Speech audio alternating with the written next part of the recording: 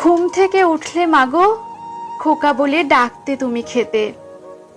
এখন তো আমি ঘুম চোখে বসে কাজের ডয়ার পেতে। সকাল হলে আর পায় না মাগো খিদে, ওই অ্যাসিডের ঝাঁঝালো গন্ধের স্রোতে।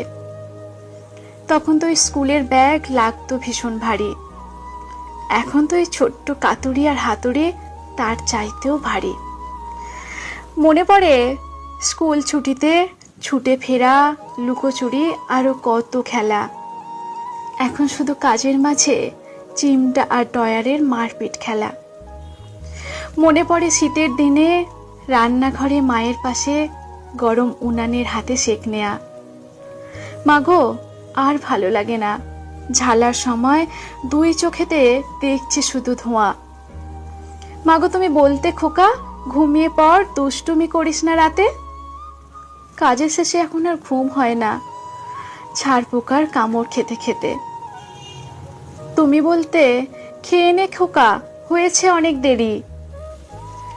আর্জেন্ট কাজে সেটের ভয়ে এখন ক্ষুধা সইতে আমি পারি।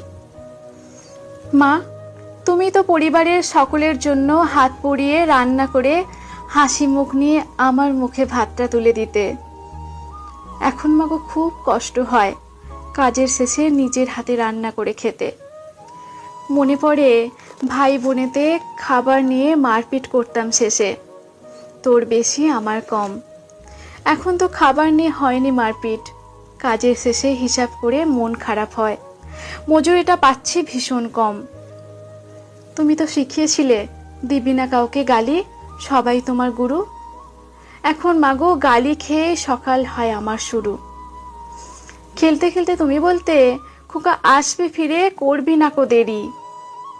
এখন মাগো শত কষ্ট ভুলেও বৎসর পর বাড়ি ফিরি। নমস্কার। অসাধারণ একটি কবিতা। ভালো লাগলে অবশ্যই লাইক কমেন্ট শেয়ার করে সকলের কাছে পৌঁছে দেবেন। আর আমার খুব ভালো লাগে স্বর্ণকার ভাইরা প্রবাসে শেখে, মানে প্রবাসে থেকে মাঝে মাঝেও কবিতা লেখে। খুব ভালো লাগে, এইভাবেই মন ভালো রেখো ভাইরা। আর আমি তো আছি, পাঠ করব। অবশ্যই সকলে খুব